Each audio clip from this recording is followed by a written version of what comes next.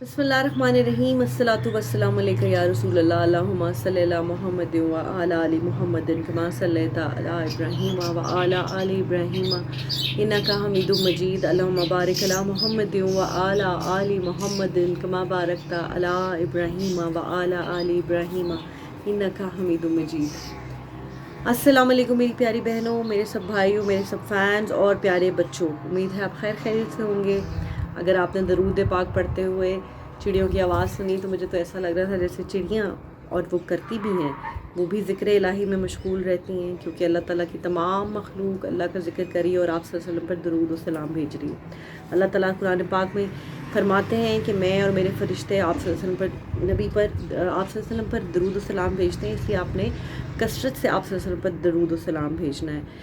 बच्चों के लिए मैं ज़रूर कहूँगी कि दरूद ज़रूर याद करें, सुबह उठते बैठते खाना खाते जागते उसकी किसी तरह से भी सल्लल्लाहु अलैहि वसल्लम पढ़ते रहा करें। अगर आप पूरा दरूद इब्राहीमी आपको लंबा लग रहा है, कोई मुश्किल हो आपके काम में, कोई तकलीफ़ हो, तमाम मुश्किलात का हल है। एक दफ़ा दरूद पढ़ने से 10 नेकियां का सवाब आपको मिलता है। अच्छा जी, बात हमने पिछली दफ़ा जहाँ पे हमने ख़त्म की थी वो थी आप सल्लल्लाहु अलैहि वसल्लम ने तिजारत की, सफ़र किया हज़रत ख़दीजा रज़ी अल्लाह ताला अन्हु के लिए, और हज़रत ख़दीजा के ने अपने एक ग़ुलाम को उनकी हमरा भेजा जिसका नाम मुयस्सरा था। अब आगे बढ़ते हैं। हज़रत ख़दीजा रज़ी अल्लाह ताला अन्हु आप सल्लल्लाहु अलैहि वसल्लम की दयानत और फ़रासत से बेहद मुतासिर हुई। बाद में मुयस्सरा ने भी आप उनसे हज़ूर सल्लल्लाहु अलैहि वसल्लम के बुलंद अखलाक और नेक आदात की तारीफ़ के पुल बांध दिए। मुयस्सरा ने तो यहाँ तक कह दिया कि सीरत व किरदार और लियाकत व जहानत के एतबार से मक्का का कोई भी नौजवान आप सल्लल्लाहु अलैहि वसल्लम का हम पल्ला नहीं है। बेशक दुनिया में कोई भी आप सल्लल्लाहु अलैहि वसल्लम का हम पल्ला नहीं है। इन तमाम बातों से हज़रत ख़दीजा के दिल में हज़ूर सल्लल्लाहु अलैहि वसल्लम से मोहब्बत और अकीदत की राह हमवार हो गई। कारोबार में सही लेन देन और तजारती मामलों को फ़हम तदब्बर से हज़ूर सल्लल्लाहु अलैहि वसल्लम को भी मसरत और इत्मीनान नसीब हुआ।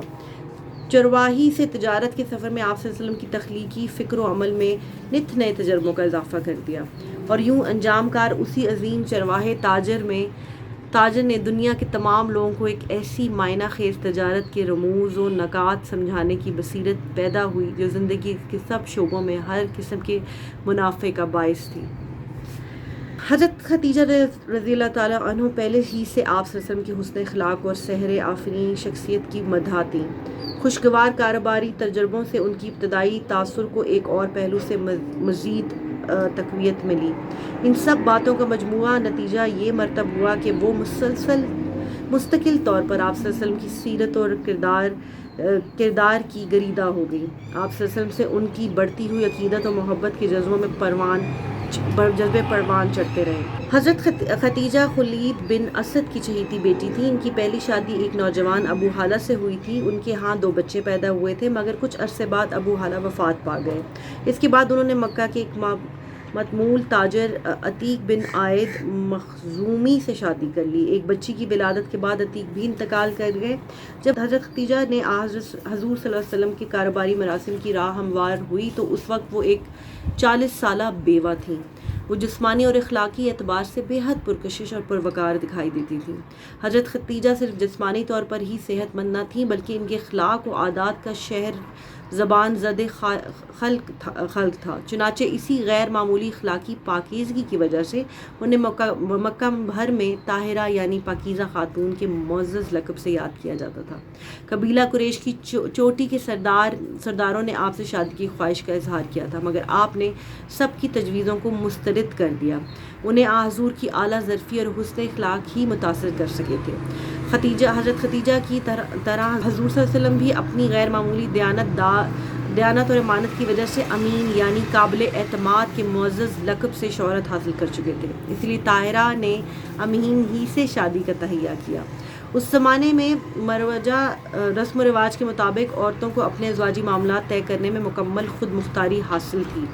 हज़रत ख़दीजा ने जब हज़ूर सल्लल्लाहु अलैहि वसल्लम से अज़वाजी रिश्ते का फ़ैसला कर लिया तो उन्होंने अपनी एक करीबी सहेली नफ़ीसा से दिल की बात कह डाली, और यूँ शादी की बुनियादें इस्तवार होने शुरू हो गई।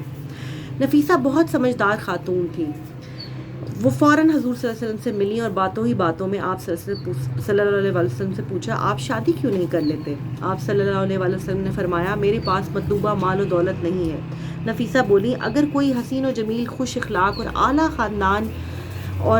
خاندان خاتون سے آپ صلی اللہ علیہ وسلم کا رشتہ ہو جائے تو آپ اسے قبول کر لیں گے؟ آپ صلی اللہ علیہ وسلم نے دریافت کیا آخر ایسی خاتون کون ہے؟ جب نفیسہ نے حضرت خدیجہ کا نام لیا تو آپ صلی اللہ علیہ وسلم نے فوراً اپنی رضامندی کا اظہار کیا۔ بات پکی ہو گئی، تمام ابتدائی مراحل بھی طے ہوتے چلے گئے، شادی کی حتمی تاریخ مقرر ہو گئی۔ حضور صلی اللہ علیہ وسلم اپنے عزیز و قربا کو لے کر حضرت خدیجہ کے گھر تشریف لے گئے۔ دولہا میاں کے ساتھیوں میں حضرت ابو طالب اور حضرت حمزہ رضی اللہ تعالیٰ عنہ جیسی بلند شخصیات بھی شامل تھیں۔ حضرت خدیجہ رضی اللہ تعالیٰ عنہ کے ہاں ان کے رشتہ دار اور احباب خاندان پہلے ہی مدعو تھے، چنانچہ ایک عظیم نکاح کی پرمسرت تقریبات کا سلسلہ شروع ہوا۔ جناب ابو طالب نے خطبہ نکاح پڑھا، حضرت خدیجہ رضی اللہ تعالیٰ کا حق مہر 20 جوان اونٹنیاں مقرر ہوئیں۔ عرب دستور کے مطابق شادی کے بعد حضور صلی اللہ علیہ وسلم حضرت خدیجہ کے ہاں سکونت اختیار کر لی۔ ازواجی زندگی کے آغاز سے ذاتی غور و فکر اور عوامی فلاح و اصلاح کے کاموں میں حضور صلی اللہ علیہ وسلم کی دلچسپی مزید اضافہ ہوتا چلا گیا۔ اچھا یہاں پہ تھوڑا آگے میں آپ کو اس کے بارے میں بتاؤں گی، لیکن یہاں میں ضرور بات کرنا چاہوں گی کہ اگر آپ دیکھیں تو لوگ بہت بات کرتے ہیں کہ بالکل عورت کو گھر پہ رہنا چاہیے۔ حضرت خدیجہ کی اگر ہم بات کریں تو حضرت خدیجہ رضی اللہ تعالیٰ عنہ جو ہے اس وقت ایک بزنس وومن تھی۔ شی واز 40 ایئرز اولڈ اور آپ صلی اللہ علیہ وسلم 25 ایئرز اولڈ کے تھے، اور انہوں نے حضرت خدیجہ نے ان کے ہاں رشتہ مانگنے میں پہل کی، تو اس میں کوئی حرج نہیں کہ وہ عمر کا اگر آپ یہاں پہ دیکھیں، اور حضرت خدیجہ جیسا کہ ہم نے اس کتاب میں بھی پڑھا کہ وہ پہلے شادی شدہ تھی، بیوہ تھی، تو اس میں کوئی حرج نہیں اگر آپ کی شادی ہوئی ہے اور اگر آپ کا شوہر اس دنیا سے چلا گیا ہے تو آپ نے ہندوؤں کی طرح زندگی نہیں گزارنی، آپ کو پورا حق ہے کہ آپ دوبارہ سے شادی کر سکتی ہیں، اور اس کی مثال ہمارے سامنے ہے۔ آپ صلی اللہ علیہ وسلم اور حضرت خدیجہ رضی اللہ تعالیٰ عنہ کی عظیم شادی، ایک ایسی شادی، ایسی محبت بھری شادی۔ آپ صلی اللہ علیہ وسلم کو حضرت خدیجہ رضی اللہ تعالیٰ عنہ سے بہت انس تھا، اور پھر حضرت فاطمہ کی پیدائش ہوتی ہے، اور بہت بڑا مقام ہے کیونکہ اس پورے عرصے میں جب آپ صلی اللہ علیہ وسلم کو نبوت ملی، اور پھر آپ صلی اللہ علیہ وسلم نے ایک مشکل سفر شروع کیا اللہ کا دین پھیلانے کے لیے، اسلام پھیلانے کے لیے، تو اس مشکل سفر میں حضرت خدیجہ نے اپنا تمام مال و دولت لگا دیا، اپنی تمام جد و جہد لگا کے اپنے شوہر کا اپنے حبیب کا صدقہ دیا، اور ان پہ ایمان لے کر آئیں، اور ان کو بہت مشکل وقت میں ان کا ساتھ دیا۔ تو ایک اچھی بیوی کو ایسا ہی کرنا چاہیے۔ اور اگر آپ دیکھیں گے جی عمروں کا فرق یہاں پہ، اللہ نہ کرے کوئی بچی اگر 30 سال سے گزر جاتی ہے تو وہ تو اس کا رشتہ ہی نہیں آتا، یا کہتے ہیں نہیں اب اس کی تو عمر ہی گزر گئی ہے، اور یہ کیسے ہو سکتا ہے کہ لڑکا چھوٹا ہو اور لڑکی بڑی ہو، یہ کیسے ہو سکتا ہے کہ لڑکی چھوٹی ہو لڑکا بڑا ہو۔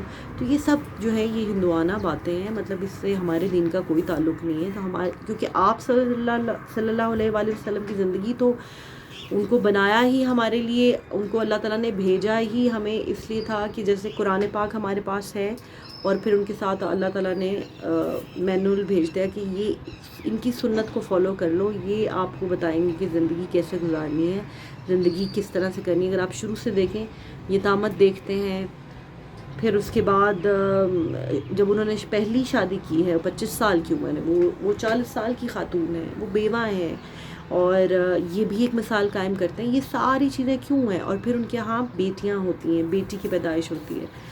جب بیٹا ہوتا ہے تو وہ اوبویسلی آپ نے بھی پڑھا ہوگا کہ وہ نہیں حیات رہا، اور جس پہ آپ صلی اللہ علیہ وسلم کو بہت رنج تھا، لیکن نبی کی نسل جو ہے وہ بیٹیوں سے چلتی ہے۔ تو یہ اس میں ہمیں یہ سبق ملتا ہے کہ بیٹیاں رحمت ہیں اور بیٹیاں زحمت نہیں ہیں، اور عورت کو کتنا خوبصورت اللہ تعالیٰ نے یہ درجہ دیا ہے کہ آپ ماں بھی ہیں، آپ بیٹی بھی ہیں، آپ بیوی بھی ہیں، اور آپ کا کردار یہ، اور آپ کو حق ہے کہ آپ اپنی پسند ظاہر کر سکتی ہیں، اپنی پسند سے رشتہ کر سکتی ہیں، اور عمر کی کوئی قید نہیں ہے اس میں۔ اچھا جی، آج ذرا لیکچر مجھے لگتا ہے تھوڑا لیکچر تو نہیں لیکن باتیں ذرا زیادہ ہو گئیں، تو انشاءاللہ آگے کہانی کا سلسلہ ضرور جاری رکھیں گے۔ زندگی رہی تو پھر بات ہوگی، ملاقات ہوگی۔ اگر مجھ سے کہنے، پڑھنے، سننے، بولنے میں کوئی غلطی ہوگی تو اللہ مجھے معاف کرے، اور آپ بھی مجھے معاف کر دیجیے گا۔ اپنا خیال رکھیں۔ اللہ حافظ۔